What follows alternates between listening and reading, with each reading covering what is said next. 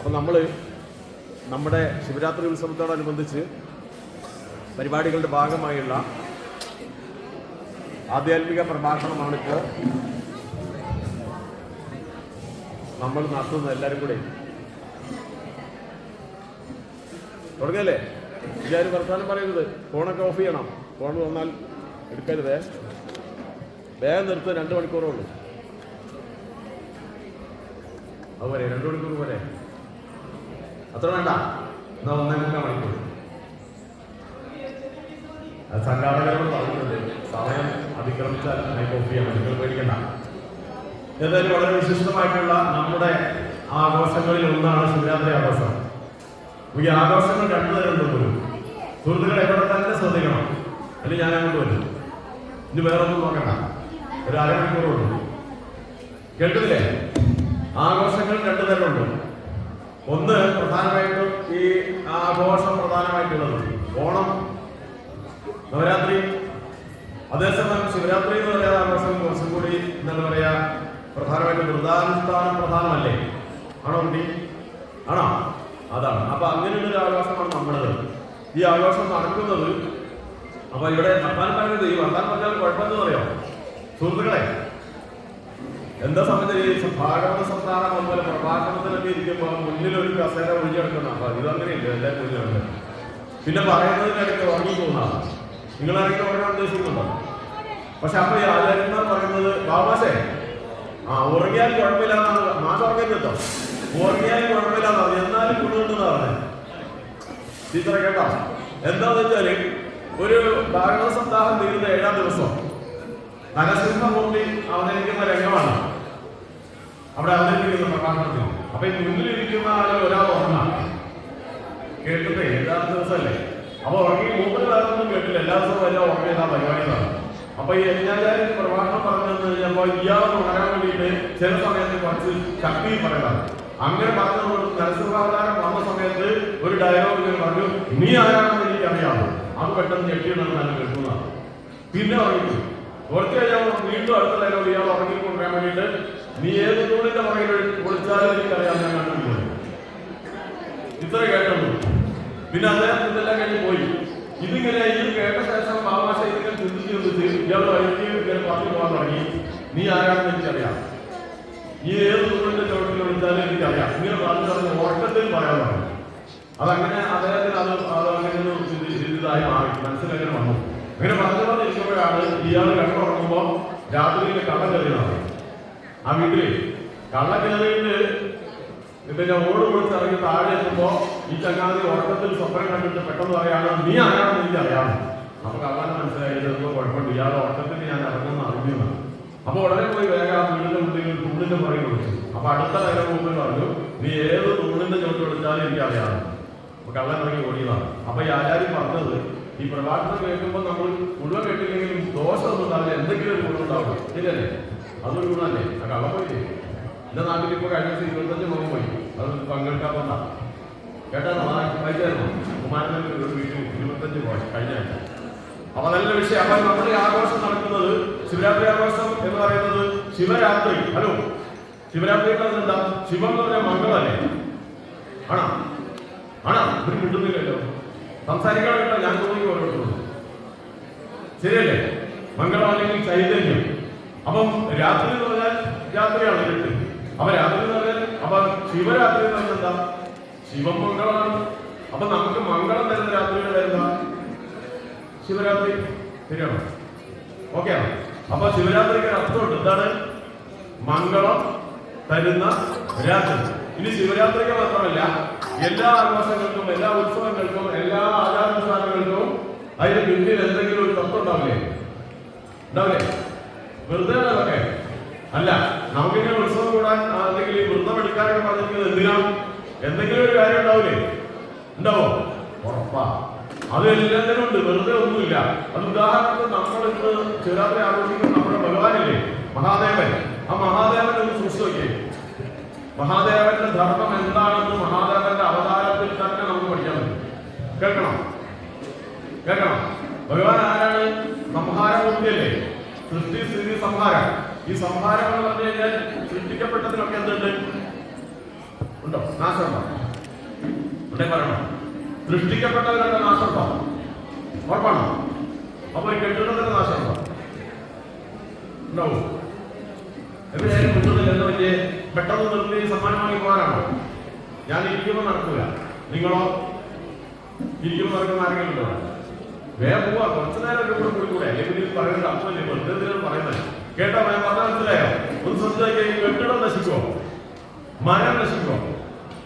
കെട്ടിടം ഉണ്ടാക്കിയതാണോ തന്നെ ഉണ്ടായതാണോ? അപ്പൊ നശിക്കൂലേ? നമ്മൾ പണ്ട് കാലത്തെ വീടുണ്ടോ? നശിക്കൂലേ? അപ്പൊ ജീവനുള്ളതും ഇല്ലാത്തത് എന്ത് സംഭവിക്കും? എന്ത് സംഭവിക്കും? നാശത്തിന് വിധേയമാകും. നശിക്കാത്ത ഒന്നേ ഉള്ളൂ. ഏതാണ്? കേട്ടില്ലേ? ബ്രഹ്മം സത്യം ജഗത് വിദ്യ. ശരിയല്ലേ? ദേഹി എന്ന് പറയുന്നത് അല്ലെ? അതാണ്. അല്ലെങ്കിൽ ഈശ്വരൻ. ആ ഈശ്വരൻ ഇല്ലാത്തതെല്ലാം എന്താണ്? നശ്വരമാണ്. അപ്പൊ അതിന്റെ സംഹാരത്തിന്റെ പൂർത്തിയായിട്ട് ഭഗവാന്റെ സൂക്ഷിക്ക് നിങ്ങൾക്കറിയാമോ? ഈ നാശം ഉണ്ടാക്കുന്നത് പ്രധാനമായിട്ടും 4-5 വസ്തുക്കൾ കൊണ്ടാണ്. ആണോ? ഒന്ന് കാറ്റ്, പിന്നെ അഗ്നി. അഗ്നിയോട് നാശം ഉണ്ടാവോ? ആയുധം, രോഗം, വിഷം, പിന്നെന്താ? അഗ്നിയെ പറഞ്ഞല്ലോ. അത് ഭഗവാന്റെ സൃഷ്ടിയൊക്കെ കാണാൻ പറ്റും. എന്തൊക്കെയാണ് ഭഗവാന്റെ ജഡ എന്തിന്റെ പ്രതീകം അറിയാമോ? കാറ്റിന്റെ. ഈ കഴുത്തിലുള്ള പാമ്പം, സർപ്പം, പാമ്പ് എന്തിന്റെ പ്രതീകം? വിഷമല്ല. പക്ഷെ കഴുത്തിലുണ്ട്. ആംബുലൻസ് കണ്ടിട്ടുണ്ട്? ആംബുലൻസ് ഇല്ലേ? ആംബുലൻസ് കണ്ടിട്ടില്ല? എത്ര ആംബുലൻസ് കൊടുക്കുന്നത്? അതിന് ചിഹ്നം കണ്ടിട്ടുണ്ടോ? ഇങ്ങനെ പിരിഞ്ഞിട്ട് എങ്ങനെ പരിചയത്തെ കണ്ടിട്ടില്ല? 2 പാമ്പൊക്കെ നിൽക്കുന്ന മുന്നോട്ട് പോകാം. കണ്ടിട്ടില്ല? എന്നാ സൂക്ഷിച്ചോളാം. മെഡിക്കൽ കോളേജിന്റെ ടവറിന് പോകുന്നുണ്ട്, ആംബുലൻസിലൊക്കെ ഉണ്ട്. സഹോദരി കണ്ടില്ലേ? ഡോക്ടേഴ്സിന്റെ ചിഹ്നത്തിലുണ്ട്. 2 സർപ്പാണിത്. എന്താ സംഭവം? രോഗത്തിന്റെ ചിഹ്നമാണ്. എന്താണ്? രോഗം വന്നാൽ നാശം ഉണ്ടാവോ? ഇവര് വിടുന്നില്ലല്ലോ സന്ദേശം. ശരിയാണോ? ഒന്നും കേൾക്കുന്നില്ല. പിന്നെ ഏതാണ്? തൃക്കണ്ണ് എന്തിനെ സൂചിപ്പിക്കുന്നത്? അഗ്നിയല്ലേ? നേരത്തെ കുട്ടി പറഞ്ഞത് കഴുത്തില് വിഷം. അപ്പൊ ഇതൊക്കെയല്ലേ നാശം ഉണ്ടാക്കുന്നത്? ഇപ്പൊ ഒക്കെയാണോ? അതാണ് നമുക്ക് പഠിച്ചത്. വെറുതെ അല്ല. പിന്നെ വേറൊരു പ്രശ്നമുണ്ട്. ചെറിയൊരു കാറ്റ് കൊണ്ട് നാശം ഉണ്ടാക്കാൻ പറ്റുമോ? എന്തെങ്കിലും പറയണം, ഇപ്പൊ പറയണം. ചെറിയൊരു കാര്യം കൊണ്ട് എന്താ സംഭവിക്കും കുട്ടി? ഇല്ല. അതുപോലെ അഗ്നി എന്ന് പറഞ്ഞാൽ വളരെ കുറഞ്ഞ തീയുള്ളെങ്കിൽ തീവിന്റെ വലുതാവും. എന്നാലും അതൊന്നും സംഭവിക്കുന്നില്ലല്ലോ. ചെറിയ ആയുധം കൊണ്ട് മെല്ലെ ഇങ്ങനെ വെച്ചാൽ ആവോ? ഇല്ല. താമരശ്ശേരിയിൽ ഒരു ചെക്കനെങ്ങനെയാ വെട്ടിയത്? താമരശ്ശേരിയിലെ മോനെങ്ങനെയാ അമ്മനെ വെട്ടിയത്? പോസ്റ്റ്മാനിൽ ചെന്ന് ഡോക്ടർ എന്താ പറയുക അറിയോ? ഒരു വെട്ട് തന്നെ ഒരു സ്ഥലത്ത് തന്നെ എത്ര വെട്ടിന്ന് അറിയാൻ പറ്റാത്ത അത്രയും വെട്ടിന്ന സ്വന്തം ഉമ്മേനെയാണ്. നിങ്ങൾ എന്തിനാണ് എനിക്ക് ജന്മം തന്നമ്മ ചോദിച്ചു. അത്രേ ഉള്ളൂ. ഒരു തെറ്റില്ല. വേറെ ഒന്നും അമ്മ ചെയ്തില്ല. വായിച്ചായിരുന്നോ? നമ്മള് 2 ദിവസം ഉറക്കം പോയി ആഗ്രഹങ്ങളിൽ. അപ്പൊ ഇതുപോലെ വെട്ടുക എന്ന് പറഞ്ഞാല് ആയുധം ഉപയോഗിക്കുമ്പോൾ ശക്തി വേണം. വിഷത്തിനാണെങ്കിലും ശക്തി വേണം, കാറ്റിനാണെങ്കിൽ ശക്തി വേണം. അപ്പൊ ഭഗവാന്റെ കൂടത്തിൽ ശക്തി ഉണ്ടോ ഇല്ലയോ? ഒന്ന് പറഞ്ഞേ, ഒന്ന് സൂക്ഷിച്ച് നോക്കിയിട്ട് പറഞ്ഞേ. ഭഗവാന്റെ കൂടത്തിൽ ശക്തിയുണ്ടോ? ആരാ കൂടെ ഉള്ള ശക്തിയിൽ ദേവിയുണ്ട്. ആരാ? പർവ്വതത്തിന്റെ പുത്രി. പർവ്വതം എന്ന് പറഞ്ഞ ശക്തിയുടെ പ്രതീകമല്ലേ? പാർവതി. അപ്പൊ നിങ്ങൾക്ക് ഇപ്പൊ മനസ്സിലായോ? ഇതൊന്നും വെറുതെ അല്ലാതെ എല്ലാത്തിലും ഉണ്ടല്ലോ കാര്യങ്ങൾ. കുട്ടിക്ക് മനസ്സിലായോ? എന്നാ സമാധാനം. അപ്പൊ അതാണ് പറഞ്ഞത്. അതുപോലെ തന്നെയാണ് നമ്മുടെ ഈ ശിവരാത്രി ആഘോഷം വൃന്ദാനുഷ്ഠാനത്തിന്റെ പിന്നിലും നമുക്ക് പഠിക്കാൻ കുറെ കാര്യമുണ്ട്. അല്ലാതെ ഇത് വെറുതെ ആഘോഷം പോകാൻ വേണ്ടിയിട്ടുള്ളതല്ല കേട്ടോ. മനസ്സിലായോ? ഇല്ലേ? കുറഞ്ഞ സമയമുള്ളൂ. അതുകൊണ്ട് ദീർഘമായിട്ട് കാര്യങ്ങൾ കടക്കാൻ കിട്ടുന്നില്ല. അത് ഞാൻ എന്തിനാണെന്നുള്ളൊരു കാര്യം പറയാം. ഭഗവാൻ സത്യസായി ബാബ കേട്ടിട്ടുണ്ടോ? കേട്ടിട്ടുണ്ടോ? ഒന്നാം തലയായിക്കോളൂ. ഈ ഭഗവാൻ സത്യസായി ബാബ കുട്ടിക്കാലത്ത് ഒരു നാടകം അവതരിപ്പിച്ചിരുന്നു. അത് കേട്ടിട്ടുണ്ടോ? കുട്ടികൾക്ക് ഒരു 8-10 വയസ്സുള്ള സമയത്ത് സ്വന്തം നാടകം എഴുതി കുറച്ച് കഥാപാത്രങ്ങൾ വെച്ച് നാട്ടിൽ തന്നെ നാടകം അവതരിപ്പിച്ചു എന്നാണ് ഞാൻ വായിച്ചത്. ആ നാടകത്തിൽ ഒരു കഥാപാത്രം സായിബാബ തന്നെയാണ്. ആ കുട്ടിയാണ്. കുട്ടിയുടെ പേര് കൃഷ്ണൻ എന്നാണ് അതിന് പേരിട്ടത്. കഥാപാത്രത്തിന്റെ പേരാണ്. എന്നിട്ട് നാടകം തുടങ്ങണം കേട്ടോ. തുടങ്ങട്ടെ, നാടകം തുടങ്ങട്ടെ. കപ്പൻ കൊണ്ടി കുട്ടിയുടെ അമ്മ എഴുതുന്നത് ആ ഭാഗവതം വായിക്കുന്നത് കണ്ടോ? നിങ്ങൾ എപ്പോഴും കണ്ടല്ലോ ഭാഗവതം വായിക്കുന്നില്ലേ? അമ്മ കണ്ടില്ലേ? അമ്മ ഇങ്ങനെ വായിച്ചിട്ട് എല്ലാവർക്കും അർത്ഥം പറഞ്ഞു കൊടുത്ത്. അപ്പൊ ഈ രംഗത്ത് എന്താ പറയുക? അർത്ഥം പറഞ്ഞ അവസാനം ഇതാ പറയുന്നത്: നിങ്ങൾ ആരെങ്കിലും സഹായം ചോദിച്ചു വന്നാൽ, ഭിക്ഷ ചോദിച്ചു വന്നാൽ അർഹതപ്പെട്ടവർക്ക് കൊടുക്കാവൂ. പലരും പല തട്ടിപ്പോയിട്ട് വരില്ലേ? നമ്മുടെ വീടുകളിലൊക്കെ അങ്ങനെ വരാറില്ലേ? നടക്കാൻ വയ്യെന്നൊക്കെ പറഞ്ഞ് പൈസ കൊടുത്ത് ഒറ്റ പോക്കാം. കണ്ടാൽ അറിയില്ലേ? അപ്പൊ അങ്ങനെയുള്ള കൊടുക്കലെന്നല്ലേ പറഞ്ഞത്. അപ്പൊ ഇങ്ങനെയുള്ളവർക്കൊന്നും നിങ്ങൾ കൊടുക്കരുത്. മനസ്സിലായോ? അർഹതപ്പെട്ടവർക്ക്, നിവൃത്തി ജോലി ചെയ്യാൻ പറ്റാത്തവർക്ക്, രോഗികൾക്ക്, അങ്ങനെയുള്ളവരെ കണ്ടു മാത്രമേ നിങ്ങൾ ഈ സംഭാവനയും സഹായങ്ങളും ചെയ്യാൻ പാടുള്ളൂ. കള്ളത്തരം കാണിച്ചു വരുന്നവർക്ക് കൊടുക്കരുത്. എല്ലാം കേട്ടു. ഇതുപോലെ ഇരുന്ന ആളുകളൊക്കെ അത് പിരിഞ്ഞുപോയി. പിന്നെ അടുത്തെന്ന് പറയാം, കുറച്ച് കഴിഞ്ഞപ്പോ ഒരു മാലയൊക്കെ ഇട്ട് വസ്ത്രമൊക്കെ പൂശി ഒരു ഹടാതടിയായി കയറി വന്നു. വന്നിട്ട് പറഞ്ഞ അമ്മയെന്ന് വിളിച്ച് ഇറങ്ങി വന്നു കഴിഞ്ഞിട്ട് ഇയാളെ വേഷമൊക്കെ കണ്ടിട്ട് രുദ്രാക്ഷമാലയൊക്കെ കഴിഞ്ഞിട്ടുണ്ട്. കണ്ടാൽ തന്നെ അവരെ തട്ടിപ്പാണ്. എന്നിട്ടും അമ്മ ചെന്ന് പെട്ടെന്ന് അയാളെ തൊഴുത് നമസ്കരിച്ച് സഹായം ചോദിച്ചു. ഉള്ള പൈസ മുഴുവൻ എടുത്തു കൊടുത്തു. അപ്പൊ ഈ കൃഷ്ണൻ എന്ന് പറയുന്ന കുട്ടി ചോദിക്കുകയാണ്, അല്ല അമ്മയല്ലേ നേരത്തെ പറഞ്ഞത് ഇതുപോലെ വരുന്നവർക്കൊന്നും കൊടുക്കരുത്, അർഹതപ്പെട്ടവരെ കൊടുക്കാറുള്ളൂ. അപ്പൊ അമ്മേന്റെ മറുപടി, ആദ്യം പിന്നെ മോനെ ഈ പറയും പോലെയൊക്കെ ചെയ്യാൻ പറ്റുമോ? ഇനി അടുത്ത രംഗം ഓഫീസാണ്. ഓഫീസിൽ അച്ഛൻ ജോലി ചെയ്യാണ്. അച്ഛൻ ജോലി ചെയ്യുന്ന ഓഫീസിൽ ഉച്ചയ്ക്ക് ഇന്റർവെല്ലിന് അച്ഛൻ കുറച്ച് ജീവനക്കാർക്ക് ക്ലാസ് എടുക്കുക വെറുതെ. അപ്പൊ ഇത് കേട്ടോണ്ട് പുറത്തൊരു കുട്ടി നിൽക്കുന്നുണ്ട്. എന്താ ക്ലാസ് എടുക്കുന്നത് അറിയാമോ?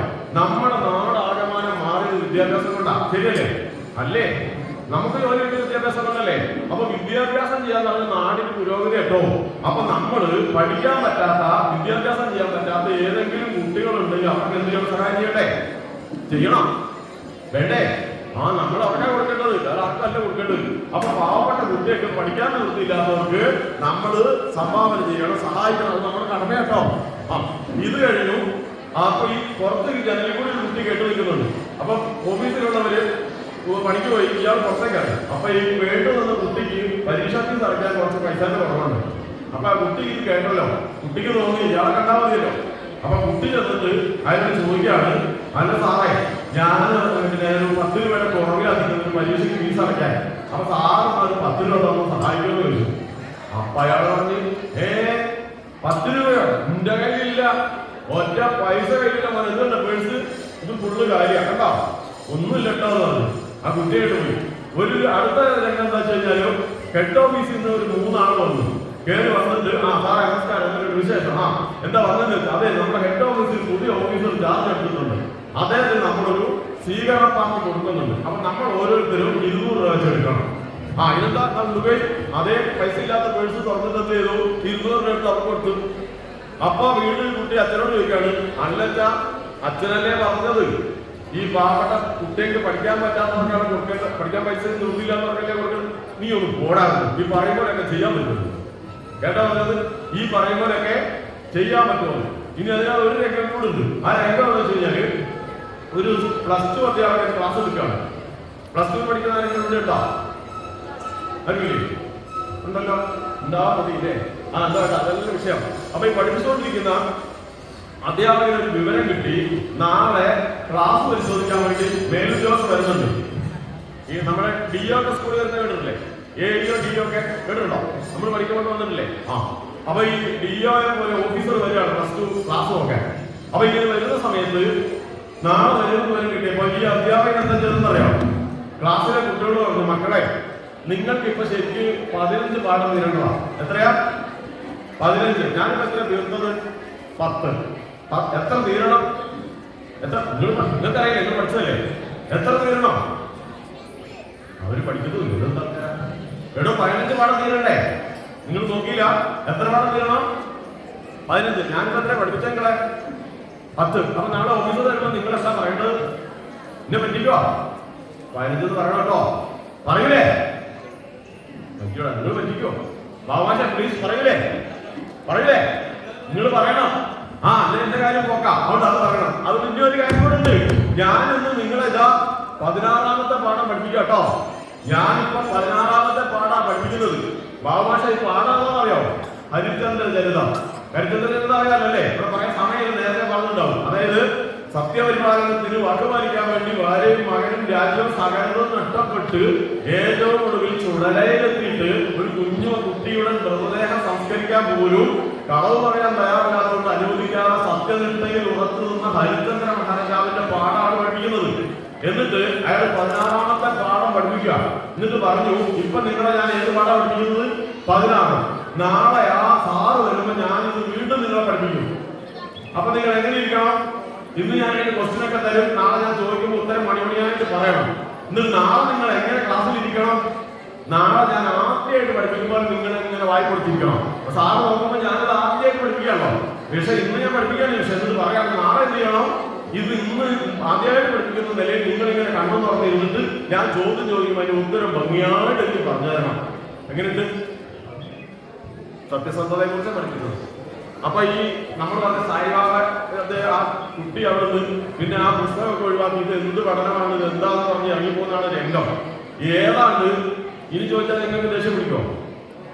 പിടിക്കും. നമ്മൾ ഇതുപോലെ ഒരുപാട് തത്വങ്ങൾ പഠിക്കുന്നില്ലേ? എന്നിട്ട് ജീവിതത്തിൽ ഏതെങ്കിലും പലപ്പോഴേ ഓർമ്മയുണ്ടാവും ഉണ്ടെങ്കിൽ പറ. അതില്ലേ ചിലതൊക്കെ ഉണ്ടല്ലേ നുണ പറയുന്നത് പറഞ്ഞിട്ട് നുണ പറയാത്ത ആരെങ്കിലും ഇരിപ്പുണ്ടോ? ഒരാളുണ്ട്. ആരാ നോക്കട്ടെ? സവിശേഷം ശരിയല്ലേ? അപ്പൊ ഇതൊരു കുഴപ്പമല്ലേ? അപ്പൊ നമ്മൾ എന്ത് ചെയ്യണം? പരമാവധി ഇത്തരം തത്വങ്ങളൊക്കെ പഠിച്ചാൽ മാത്രം പോലെ എന്ത് ചെയ്യണം? ജീവിതത്തിൽ പറ്റുന്ന അത്രയും പകർത്തണം എന്ന് നിങ്ങൾക്ക് മനസ്സിലായോ? പകർത്താത്താണ് നമ്മുടെ ദോഷമെന്ന് മനസ്സിലായോ? എന്നാ മതി. അപ്പൊ ഇവിടെ അതുപോലെ തന്നെ നമ്മുടെ ശിവരാത്രി ആഘോഷവുമായി ബന്ധപ്പെട്ടും അതേപോലെ തന്നെ നമുക്ക് ഒരുപാട് തത്വങ്ങളുണ്ട്, ഒരുപാട് കഥകളൊക്കെ ഉണ്ട്. എല്ലാം കൂടി പറയുന്നില്ല തന്നെ. നമ്മുടെ കഥകൾ എന്താ പറഞ്ഞാൽ തീരൂല. ചില കഥകൾ നിങ്ങൾ കേട്ടതിന് വ്യത്യാസമായിട്ട് അങ്ങനെയൊക്കെ ഉണ്ട് നമുക്ക്. അപ്പൊ എന്നാലും ആദ്യം തന്നെ നമുക്ക് നോക്കാം. ഇത് കുംഭമാസത്തിലെ നമ്മുടെ കൃഷ്ണപക്ഷ ചതുർദശി ദിവസത്തിലെ പരിപാടി നടക്കുന്നത് ശിവരാത്രി ആഘോഷമാണോ സുഹൃത്തുക്കളെ? കുംഭമാസത്തിലെ കൃഷ്ണപക്ഷ ചതുർദശി അതെനിക്ക് മനസ്സിലായില്ല. എന്താ ചതുർദശി? ആരാ ഉച്ചത്തിൽ വർത്താനം ചതുർദശി? എന്താ ചതുർദശി പറയും? അല്ലെ കൃഷ്ണപക്ഷം പറയാൻ പറ്റുമോ? ഞാനിപ്പോ ഇത് പറഞ്ഞു എനിക്ക് മനസ്സിലായത് നിങ്ങൾക്ക് മനസ്സിലായ കാര്യമില്ല. ആർക്കും പറയാം? ചതുർന്ന് പറഞ്ഞ എത്രയാ? 4. ദശം എന്ന് പറഞ്ഞ എത്രയാ?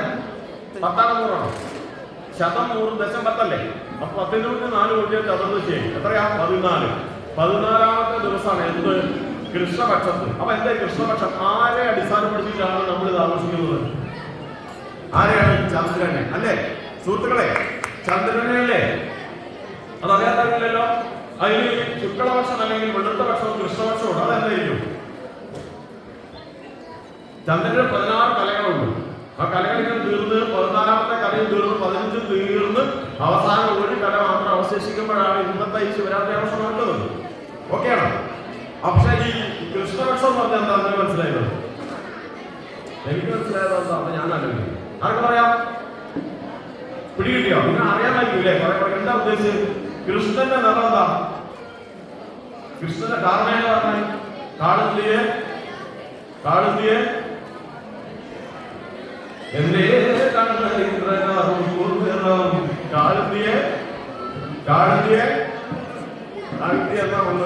എന്നാ ഒന്നില്ല. എഴുതി തെറ്റിപ്പോയതാ. കാളുതിയെ ഒന്നില്ല. ഒന്നോ ഒന്നിട്ടുണ്ടോ? ഇല്ല. കാളുതി ഉൾക്കൊള്ളാൻ പറഞ്ഞതാ. വണ്ടി വിട്ടോളാതെ പറഞ്ഞു ചവറ് കൊടുത്തത്. അപ്പൊ അതുകൊണ്ട് അപ്പൊ കൃഷ്ണപക്ഷം തന്നെ കറുപ്പാന്ന് മനസ്സിലായോ? എപ്പോഴാണ്? ഇന്ന്. ഹലോ സുഹൃത്തുക്കളെ, ഇന്ന് കറുത്തവാവാണ്. കറുത്തവാവിന് ഭംഗിയുള്ള ഒരു പേരുണ്ടല്ലോ. പറയാമെങ്കിൽ കൂട്ടാരല്ല നമ്മൾ ഉപയോഗിക്കുന്ന അമാവാസിയല്ലേ? അല്ലേ? നമ്മൾ സ്കൂളിൽ പഠിക്കുമ്പോൾ അമാവാസിയല്ലേ? കറുത്തവാവ് തെറ്റിപ്പോയോ? അപ്പൊ വെളുത്തവാൻ എന്താ പറയാ? വെളുത്തവാവ് തന്നെ പൗർണമി എന്ന് പറയില്ലേ? കുട്ടി മാത്രമേ സ്കൂളിൽ പോയിട്ടുള്ളൂ. ഒരു സമ്മാനം കൊടുക്കണ്ട സജേഷൻ. ആ കുട്ടി ഉണ്ടല്ലേ? അപ്പൊ ഞാൻ പറഞ്ഞത് നമുക്ക് നോക്കാം. ഇന്ന് ഞാൻ എന്താ പറയേണ്ടത്? ഇന്ന് കറുത്തവാവാണ്. ഹലോ സുഹൃത്തുക്കളെ, ഇന്ന് കറുത്തവാവാണ്. അപ്പൊ നാളെയോ? നാളെ ചന്ദ്രനെ കാണുമോ? കാണാണ്ടാവോ? ആരും കിട്ടുന്നില്ല. ഇന്ന് കറുത്തവാവാണ്. നാളെ കാണുമോ സുഹൃത്തുക്കളെ? അപ്പൊ ഇരുട്ട് വരികയാണോ വെളുത്തു വരികയാണോ? അപ്പൊ ഏത് പക്ഷമാണ്? കറുത്തവാവിന് ശേഷമുള്ള ഈ 14 ദിവസം ഏതാണ്? വെളുത്ത പക്ഷം. മനസ്സിലായപ്പോ? അപ്പൊ ഇന്ന് വെളുത്തവാണെങ്കിലോ? ഇന്ന് വെളുത്തവാണെങ്കിൽ നാളെ ചന്ദ്രന്റെ ഒരു കല കുറഞ്ഞില്ലേ? അതിന് അടുത്ത ദിവസം വീണ്ടും കുറഞ്ഞ് അവസാനം നാളത്തെ എന്താ ദിവസം ഒന്ന് കലണ്ടർ നോക്കിയോ? ഒരു കറുത്ത വട്ടമുണ്ട്. അപ്പൊ എത്രയായി? കർത്താവിലേക്ക് എത്തൂലേ? അപ്പൊ ഇരുട്ടിരുട്ടല്ലേ കാണാൻ. അപ്പൊ ഏതാ കൃഷ്ണപക്ഷം? കൃഷ്ണപക്ഷം എന്താണെന്ന് മനസ്സിലായോ? ഏതാണ്? വെളുത്തവാവിന് ശേഷമുള്ളത്. ഓക്കെയാണോ? അതാണ്. ഇനി എന്താണ് ഇവിടെ പ്രത്യേകത? നമുക്കിപ്പോ പിന്നെ ഈ ശിവരാത്രിയുമായി ബന്ധപ്പെട്ട് കുറെ കഥകളുണ്ട്. ഒന്ന് ബ്രഹ്മാവിന്റെ 5ാമത്തെ തല നുള്ളിക്കളഞ്ഞ് കേട്ടിട്ടില്ല? സമയം ഉണ്ടെങ്കിൽ പറയാം, നമുക്ക് സമയമില്ല. നമ്മൾ ഈ കുട്ടികൾ ഇരിക്കുന്നുണ്ട്, അവർക്ക് സമ്മാനം കിട്ടാറുണ്ട് പറഞ്ഞിട്ട് അവരെങ്ങനെ കണ്ടുപിടിച്ച് നോക്കുന്നുണ്ട്. ഈ കുട്ടി എന്ത് ചങ്ങായി എവിടുന്ന വന്ന് നിർത്തിക്കൂടെ എന്നൊക്കെ ഇങ്ങനെ നോക്കുന്നുണ്ട്. കണ്ടില്ലേ ഈ കുഞ്ഞല്ല കേട്ടോ പാവം. അപ്പൊ അതുകൊണ്ട് എങ്ങനെയാ നിർത്തി പറയാം, നമുക്ക് തുടങ്ങാൻ വൈകി പോയി, കാരണം ചടങ്ങുകൾ ഉണ്ടായിരുന്നോണ്ടാ. അപ്പൊ എന്താ പറഞ്ഞത്? അപ്പൊ ഞാൻ പറഞ്ഞു പോയി. അപ്പൊ ഈ പറയുന്ന തത്വമാണ് ഉദ്ദേശിക്കുന്നത്. അപ്പൊ ഈ പറയുന്ന എന്തായിരുന്നു ബ്രഹ്മാവിന്റെ തല നുള്ളിക്കളഞ്ഞ ഒരു കഥ അറിയില്ലെങ്കിൽ ഇപ്പൊ പറയുന്നില്ല എന്ന് പറഞ്ഞു കഴിഞ്ഞു. അടുത്തത് നമുക്കറിയാം, പാലാഴി കടന്നത് നിങ്ങൾ പങ്കെടുത്തല്ലേ? അത് പങ്കെടുത്തല്ല, നിങ്ങൾ പങ്കെടുത്തല്ലേ? ടീച്ചർ പങ്കെടുത്തല്ലേ? പാലാഴി പന്തനം. അതിലെ ഒരു വിഷം പൊന്തി വന്നെന്നും വാസകി ശബ്ദത്തെന്നും പലരൊക്കെ പറഞ്ഞു. എന്തെങ്കിലും വിഷം ഉണ്ടല്ലോ, ആ വിഷം എന്താ ചെയ്തത്? ഭഗവാൻ എന്ത് ചെയ്തു?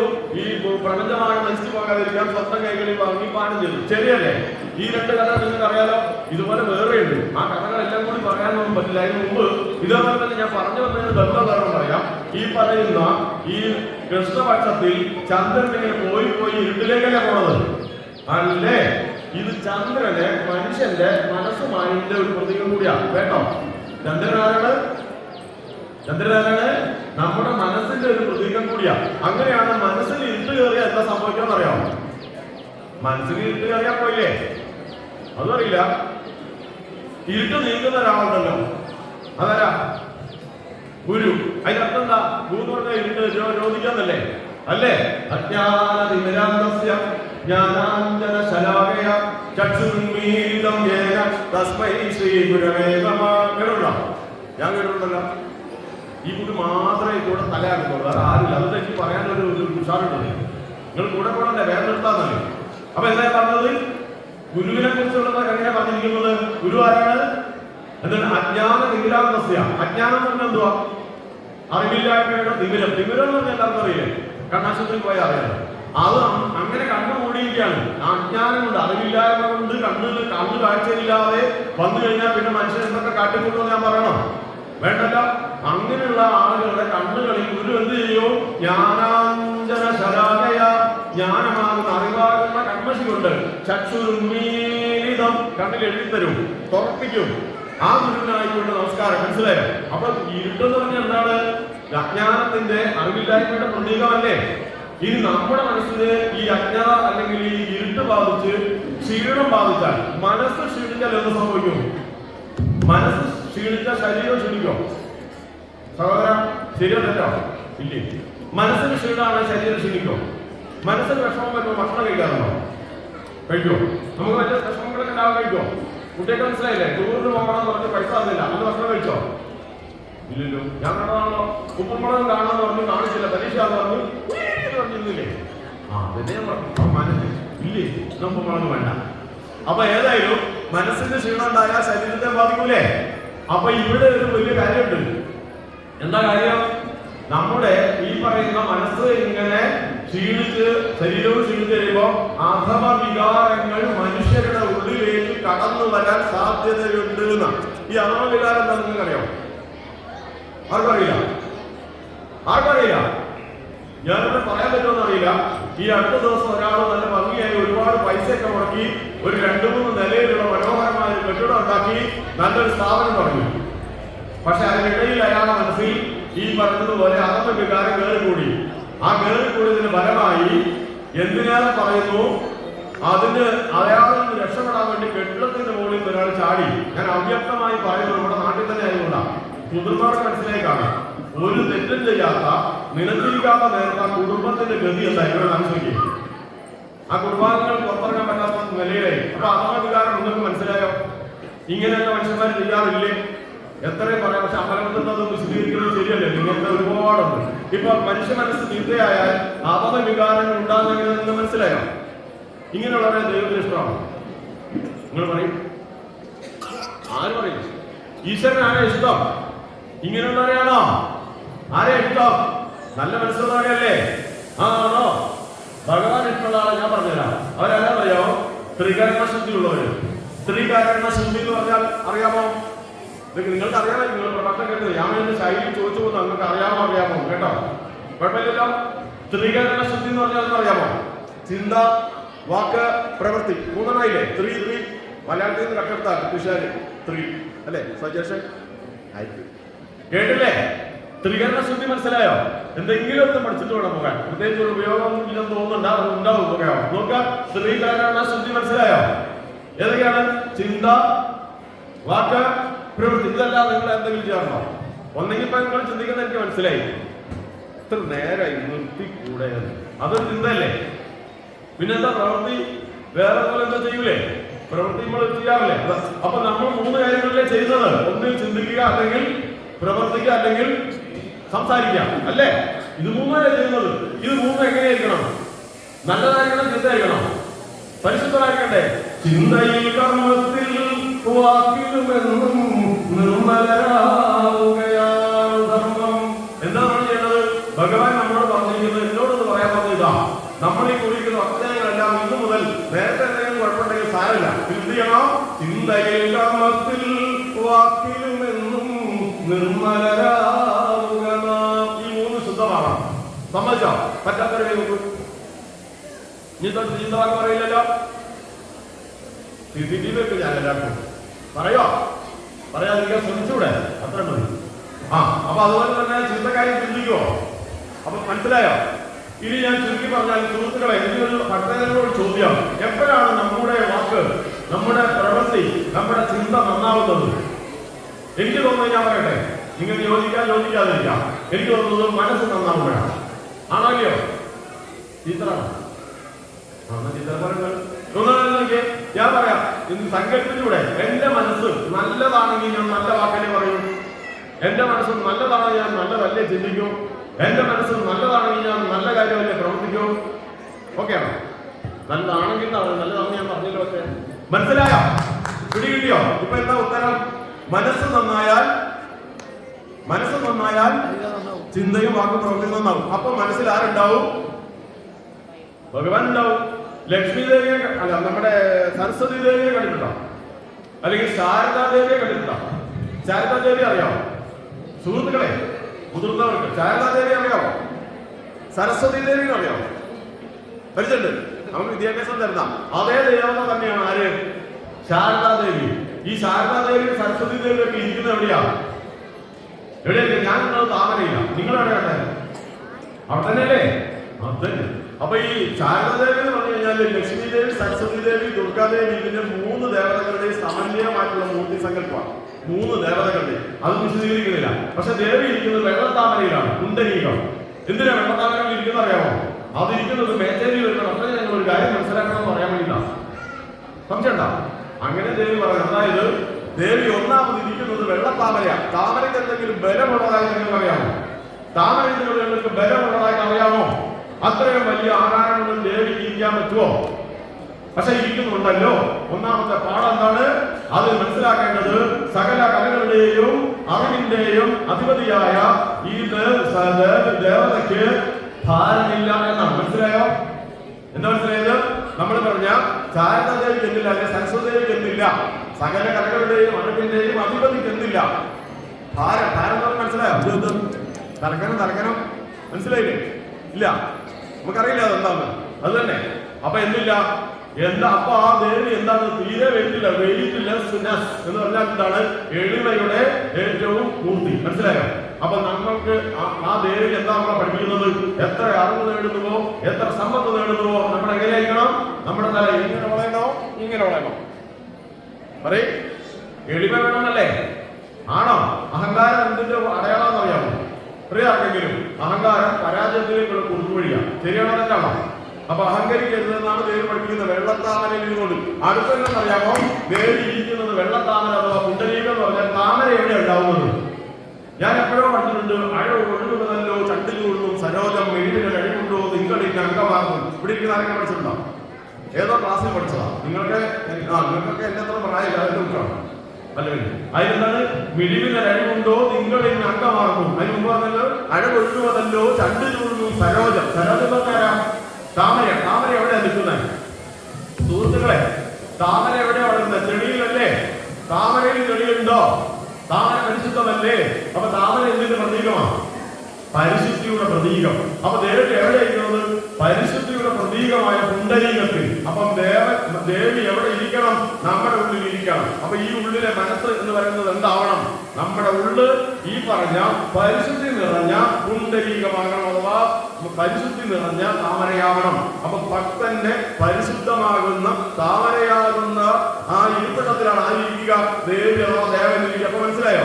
അത് നമ്മുടെ മനസ്സ് മുഴുവനും കുശുമ്പാണെങ്കിലോ, കുശുമ്പുള്ള ആരെങ്കിലും തെറ്റുന്നത് ആർക്കൊക്കെ ഉള്ളത്? ആർക്കില്ല. ഞാൻ വിശ്വസിച്ചിട്ട് വേണം.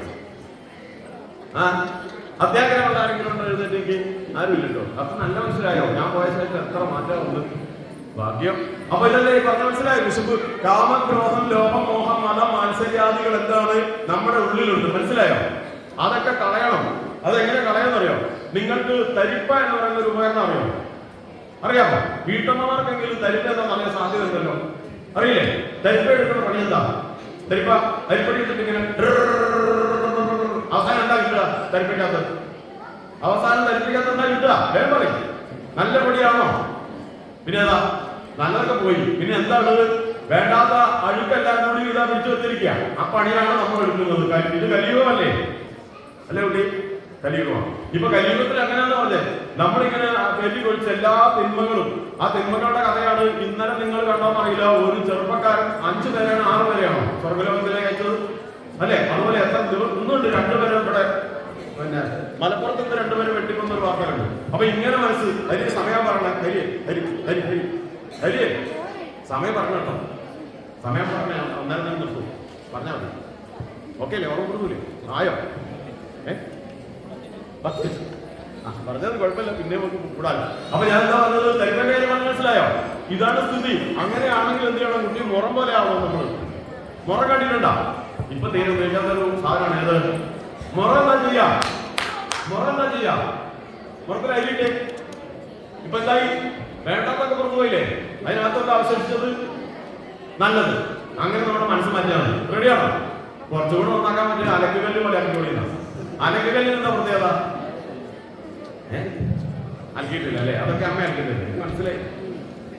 അപ്പൊ എന്താണ് അലക്കുകല്ലിന്റെ പ്രത്യേകത? അലക്കിയ തുണി വെളുക്കുവോ? കല്ല് വെളുക്കൂലേ?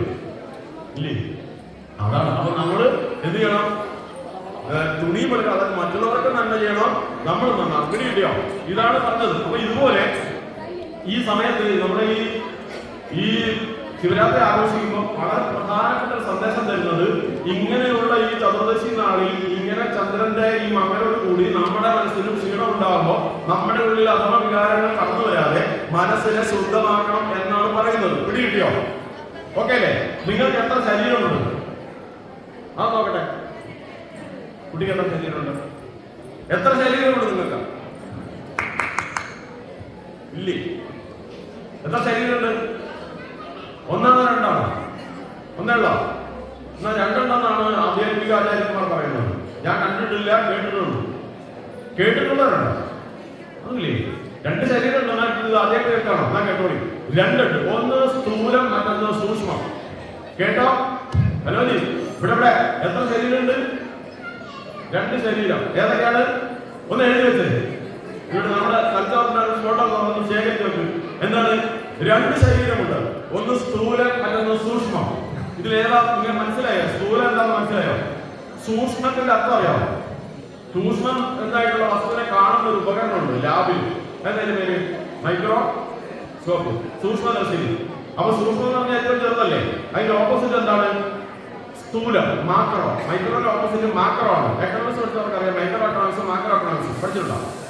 അപ്പൊ അതായത് സ്ഥൂലമായിട്ട് പറഞ്ഞൊരു വനം മൊത്തത്തിൽ കാണുന്നത് സ്ഥൂലമായിട്ട് പഠനമാണ്. അതിന് അവിടെ പോയിട്ട് നമ്മൾ ഓരോ ചെടിയും എടുത്ത് പഠിക്കുന്നത് സൂക്ഷ്മമായ പഠനം. മനസ്സിലായി? അപ്പൊ സ്ഥൂലശരീരം കണ്ടിട്ട് സ്ഥൂല ശരീരം കണ്ടില്ലേ? മണ്ണും ജലം കനലും അമ്പരമോട് കാറ്റും എണ്ണിപ്പിടിച്ചറിഞ്ഞ് തെരിയും കൊടുത്ത് ദണ്ഡപ്പെടുത്തും ഒരു ദേവത ഇങ്ങ നിന്ന് പിണ്ടത്തിരൊന്നും നൽകി വളർത്ത ശംഭോ. അങ്ങനെ ഏതൊക്കെ എന്റെ ശരീരത്തിലുള്ളത് അറിയാമോ? നിങ്ങളുടെ ശരീരം നോക്കിക്കേ. ഹലോ, നിങ്ങളുടെ ഈ സ്ഥൂല ശരീരം ഒന്ന് തൊടുവാക്കിയോ? ചൂടുണ്ടോ? ഉണ്ടോ? അപ്പൊ ഇതിൽ അഗ്നിയില്ലേ? ഉണ്ടോ? കഴിഞ്ഞ ദിവസം ഒരാൾ പറയുന്നത്, ഞാൻ കഴിഞ്ഞ സമയത്ത് പറഞ്ഞു വിശന്നിട്ട് വയറ് കത്തുന്നു. ശരിയാണോ? അങ്ങനെ തിരിക്കുന്നുണ്ട്.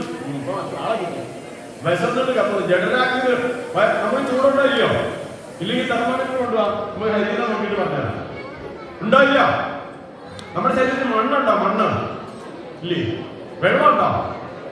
അഗ്നിയുള്ള സമയത്തല്ലോ 5 വസ്തുക്കൾ ചേർന്നാണ് നമ്മൾ ഉണ്ടായത്. ആ 5 വസ്തുക്കൾ ഈ ഭൂമിയിലുണ്ട്, പ്രപഞ്ചത്തിലുണ്ട്. 5 വസ്തുക്കൾ ചേർന്നതിനെയാണ് പ്രപഞ്ചം എന്ന് വിളിക്കുന്നത്. ഏതൊക്കെയാണത്? ഭൂമി, വായു, ആകാശം, അഗ്നി, ജലം. ഇത് കേട്ടില്ലേ? പഞ്ചഭൂതങ്ങൾ, പൃഥ്വി, തേജോ, വായു, ആകാശം. അതാണ് നമ്മൾ. നമ്മുടെ ശരീരം നമ്മുടെ സ്വന്തമല്ല, ഈ പ്രപഞ്ചത്തിൽ നമുക്ക് കിട്ടിയതാ. നിങ്ങൾ ജനിച്ചപ്പോ സൂക്ഷ്മദർശിനി വെച്ചപ്പോഴും കണ്ടില്ല, എന്നെ നോക്കി കണ്ടില്ല. എവിടെയാ നോക്കിയത്? ജനിച്ചത് എവിടെയാ? വരണിയിലോ? പിന്നെ അമ്മേന്റെ വയറ്റിലല്ലേ? ടെസ്റ്റ് വിശ്വസിക്കാനില്ലല്ലോ. ആ ജനിച്ച സമയത്ത് സൂക്ഷ്മദർശിനി വെച്ചാൽ കാണാൻ പറ്റുമോ? ഇല്ലല്ലോ. പിന്നെ എങ്ങനെ നമുക്ക് ശരീരം ഉണ്ടായത്? അമ്മയിൽ നിന്ന് നമ്മൾ ഊറ്റി കുടിച്ചതാ. അത് ഈ പറഞ്ഞ വസ്തുക്കൾ അമ്മ എന്താ ചെയ്തത്? ഈ മണ്ണും ജലവും ഇതെല്ലാം ചേർന്നുണ്ടാക്കിയ ഭക്ഷണ സാധനങ്ങളൊക്കെ കഴിച്ചതാ. അതിപ്പോ പറഞ്ഞാൽ അതും ഈ പറഞ്ഞ ഹരി ഇവിടെ പൈപ്പ് ഒപ്പാക്കാൻ പോവാ. അതുകൊണ്ട് അത് ഞാൻ അതിൽ കിടക്കുന്നത്. ഏതായാലും നമ്മുടെ ശരീരത്തിൽ 5 വസ്തുക്കളാണ്. അത്ര നിൽക്കട്ടെ. ഹലോ, അടുത്ത ശരീരം പറയട്ടെ, പറഞ്ഞോട്ടെ. ഇനി ഏതൊക്കെ സംശയം ബാക്കിയുണ്ടെങ്കിൽ ഓർക്കട്ടെ. നമ്മൾ 120 വയസ്സായി കഴിയുമ്പോൾ മിക്കവാറും മരിച്ചു പോകും. മരിക്കാൻ സാധ്യത ഉണ്ടെങ്കിൽ കൈ നോക്കുക. മരിക്കാൻ സാധ്യതയില്ലേ? 120 വയസ്സ്, 100 ആക്കാം. ഈ കലിയുഗത്തിന്റെ അവസാനം 25 ആയുസ്.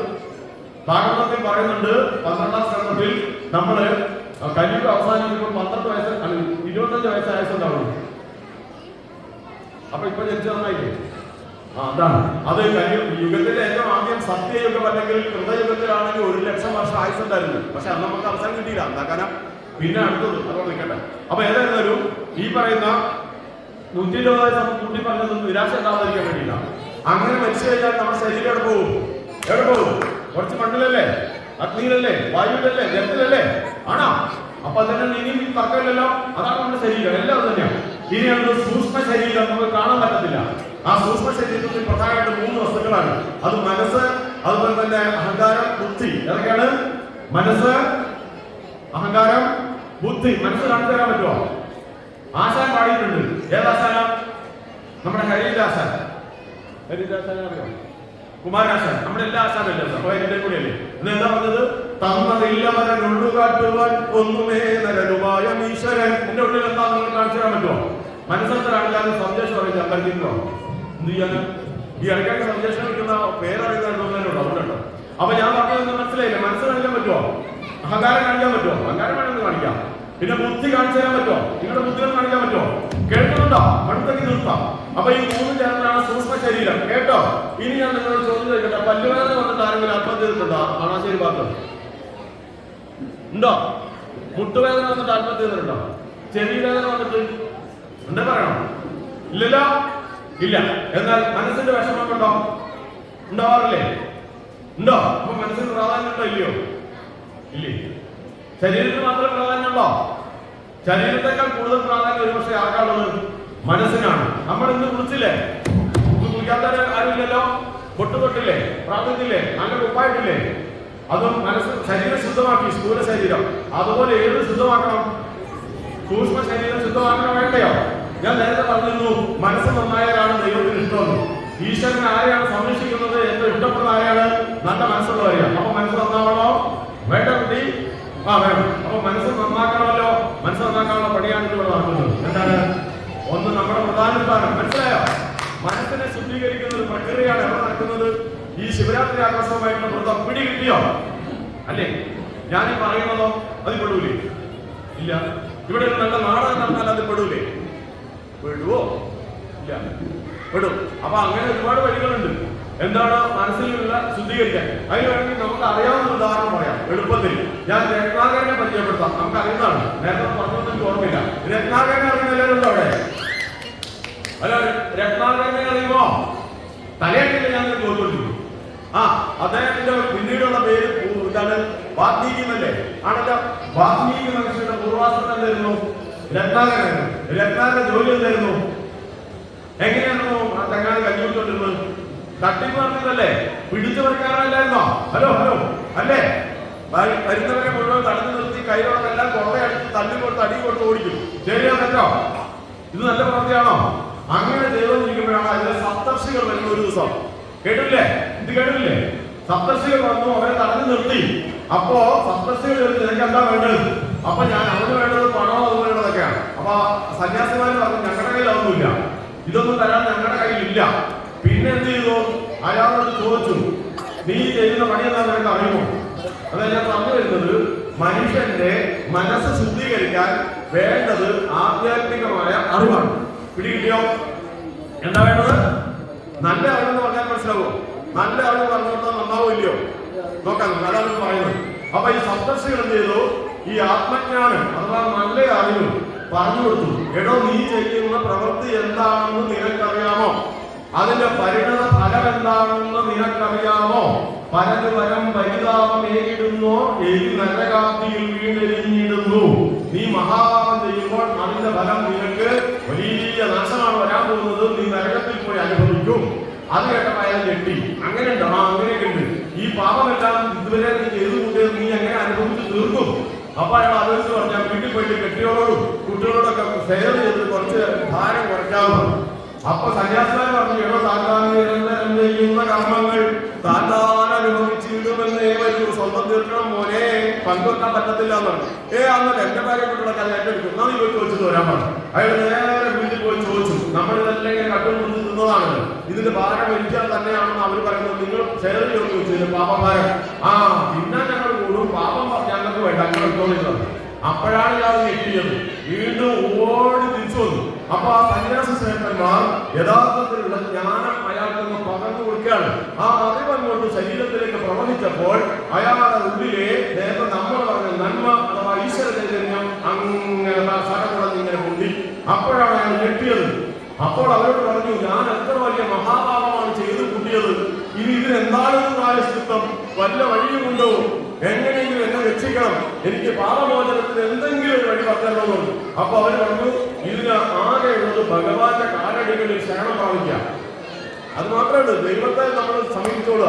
അതിന് ഞാൻ എന്താ ചെയ്യേണ്ടത്? നീ പ്രാർത്ഥിക്കണം. പ്രാർത്ഥനയോ? അതെന്താ സംഭവം? അതുകൊണ്ട് നിനക്ക് എന്റെ പ്രാർത്ഥന എനിക്കൊന്നും അറിയില്ല. നിനക്ക് ആകെ അറിയാവുന്ന എന്താണ്? എനിക്ക് കൊല്ലുക അത്രേ ഉള്ളൂ. അത് മര ഹിന്ദിയിലെ സംസ്കൃതത്തിലെ മാരോണ്ട് മാരോ കൊല്ലാനറിയാം. എന്നാ പിന്നെ നീ അത് തന്നെ പറഞ്ഞാലോ, അത് തന്നെ പറഞ്ഞോളാ പറഞ്ഞു. അപ്പൊ അവൻ അങ്ങനെ പറയാൻ തുടങ്ങി. എന്തായി പോയി? മരാന്ന് പറഞ്ഞു എവിടെ എത്തി? അപ്പൊ കുത്തരുത്. ഇരിക്കുന്ന അറിയാമോ? ഇടിവെട്ടിയാൽ അറിയില്ല, ഭൂമി കുലുങ്ങിയാൽ അറിയില്ല, കൊടുങ്കാറ്റടിച്ചാൽ അറിയില്ല. അത്യന്തം ഉത്കടമായ ഏകാഗ്രതയിൽ എനിക്ക് ഈ മഹാപാപങ്ങളിൽ നിന്നും എങ്ങനെയും ഭഗവാനെ അനുഗ്രഹിച്ച് മുക്തി നൽകണമെന്ന് മാത്രം ചിന്തിച്ചു. വേറെ എന്ത് നടന്നാലും ഭൂമി കുലുങ്ങിയാലും അറിയാത്ത അത്രയും ഗാഠമായ ഏകാഗ്രതയിൽ ലയിച്ചിരുന്ന് വർഷങ്ങൾ നീണ്ടു. മണ്ണ് മൂടിപ്പോയി അറിഞ്ഞില്ല. അവസാനം സപ്തർഷികൾ തിരിച്ചു വന്നു മണ്ണ് പൊട്ടിച്ച് പുറത്തെടുത്തു. അപ്പൊ വാൽമീകിക്ക് പേര് പോയി ഇല്ലേ? ആ വാൽമീകി പിന്നെ ആരായി? ഭഗവാൻ ശ്രീരാമചന്ദ്രന്റെ ഗുരുവായി മാറി. ശരിയാണോ? ശ്രീരാമചന്ദ്രന്റെ മക്കൾക്ക് പേരിട്ടവരാ ലവൻ കുശനും വാൽമീകിയല്ലേ? എത്ര ഇടത്തിൽ പോയി. പിന്നെ നമ്മുടെയൊക്കെ അടിസ്ഥാന ഗ്രന്ഥം ലോകമാകമാനം ആദരിക്കുന്ന സാമൂഹ്യ കുടുംബ ജീവിതവും മറ്റും എല്ലാം പ്രതിപാദിക്കുന്ന അതിമനോഹരമായ അതിശ്രേഷ്ഠമായ രാമായണമാണ് വാൽമീകിയല്ലേ? കണ്ടോ? ഇപ്പൊ ഇനി എന്താ സംഭവിക്കാൻ പാടില്ലറിയാമോ? ഈ വാൽമീകി മഹർഷി തമസാനദിയുടെ തീരത്ത് പ്രാർത്ഥനയ്ക്ക് നിൽക്കട്ടോ. ഇനി ഞാൻ ശ്രദ്ധിക്കേണ്ടത്, ഞാൻ പറഞ്ഞു പോയത് ഇനി വരുന്നുള്ളൂ. തമസാനദിയുടെ തീരത്ത് പ്രാർത്ഥിക്കാൻ നിൽക്കുകയാണ്. അപ്പോഴാണ് തൊട്ടടുത്ത മരത്തിന് മുകളിൽ രണ്ട് പക്ഷി ഇരിക്കുന്നുണ്ടോ? അങ്ങോട്ട് നോക്കുക. ക്രൗഞ്ച വിതരങ്ങളായി പറയാം. ക്രൗഞ്ച പക്ഷിയെ ആ മരത്തെ. അപ്പോൾ ഇത് പ്രാർത്ഥിക്കാൻ നിൽക്കുമ്പോഴാണ് പെട്ടെന്ന് ഒരു വേടൻ അമ്പയക്കുന്നു. അമ്പയ്ക്ക് ഒരു പക്ഷി കരഞ്ഞ് പ്രാണവേദനയുടെ നിലത്ത് വീണ് പിടയാണ്. ഉടനെ കൂടലുണ്ടായിരുന്ന പക്ഷി തന്റെ ഇണപ്പക്ഷിയെ അങ്ങനെ വേടൻ അമ്പെയ്ത് താഴെയിട്ട് കൊന്നത് കണ്ടിട്ട് സഹിക്കാൻ കഴിയാതെ ചെറുകണ്ടിൽ തലമുറയിട്ട് കരഞ്ഞു വട്ടമിട്ട് പറക്കാണ്. ആ രംഗം കണ്ടപ്പോ ഈ വാൽമീകി മഹർഷിക്ക് സഹിക്കാൻ പറ്റില്ല. അദ്ദേഹം പെട്ടെന്ന് ചാടി എഴുന്നേറ്റു. കോപാകുലനായി ശപിച്ചു.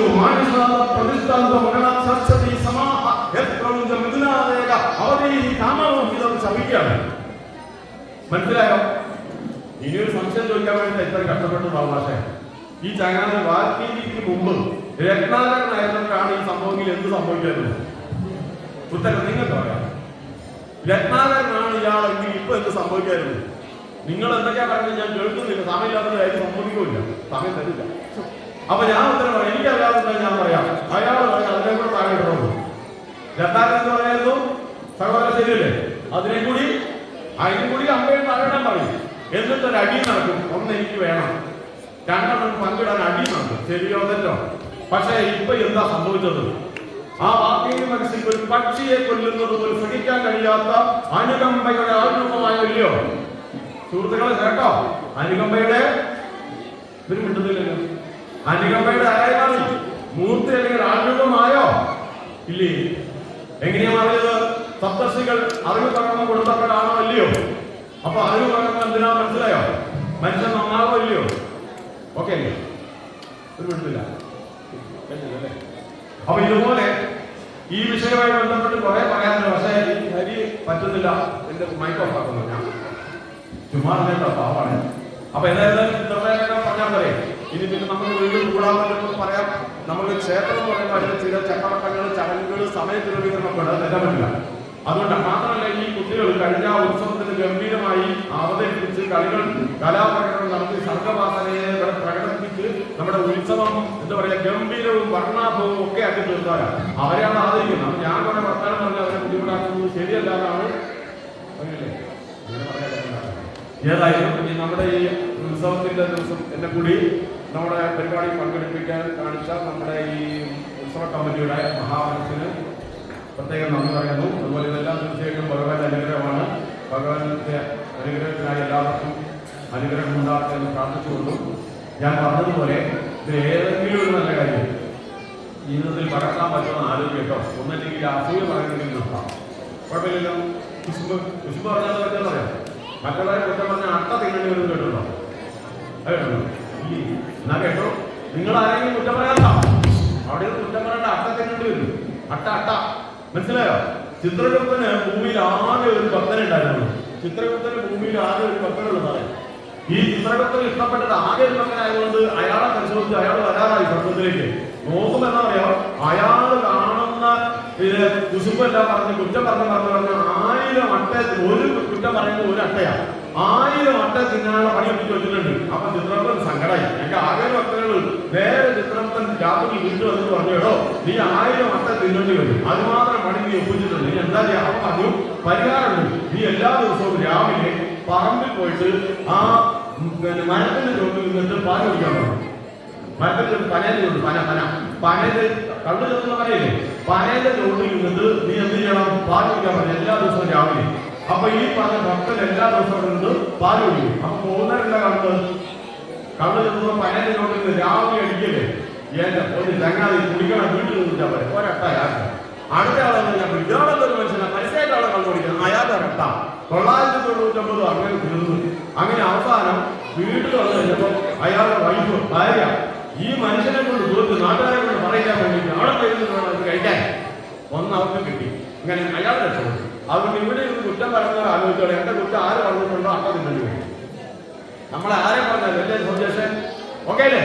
അതുകൊണ്ട് ഒരു ശീലമെങ്കിലും നമുക്ക് നിർത്താം. നല്ലത് പറയാൻ വേണ്ടി നമ്മുടെ വായ ഉപയോഗിക്കുക. അതുകൊണ്ട് തീർച്ചയായിട്ടും ഭഗവാൻ അനുഗ്രഹം ഉണ്ടാവും. ഇനി നിങ്ങൾക്ക് പറയുന്നതിന്റെ സമയമില്ലാത്തതുകൊണ്ടും കൂടിയാണ്. എല്ലാവർക്കും ഭഗവാൻ അനുഗ്രഹത്തിന് പ്രാർത്ഥിച്ചുകൊണ്ടും ഓം നമസ്കാര.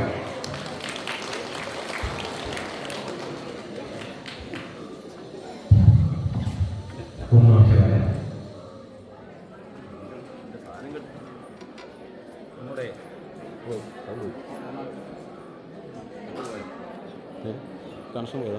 സ്വിച്ച് ഓഫ് ആയോ? കറണ്ട് പോയോ?